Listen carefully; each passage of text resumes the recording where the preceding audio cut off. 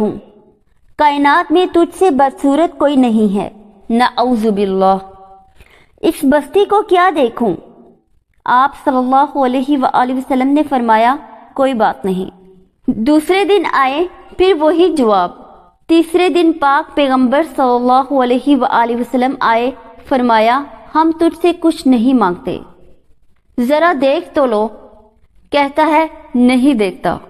اب ہمیشہ مسکرانے والے پاک پیغمبر نے مسکرا کر فرمایا جاؤ، ہم نے اسے چھوڑ دیا ہے، چلے جاؤ، ہم نے اسے رہا کر دیا ہے، ہم تجھے کچھ نہیں کہتے، جاؤ۔ اور اپنے صحابہ اکرام کو جن کی تلواریں ثمامہ کی گردن کاٹنے کے لیے بےتاب تھیں، انہیں فرمایا بڑا آدمی ہے، عزت کے ساتھ لے جا کر اسے مدینہ سے رخصت کر دو۔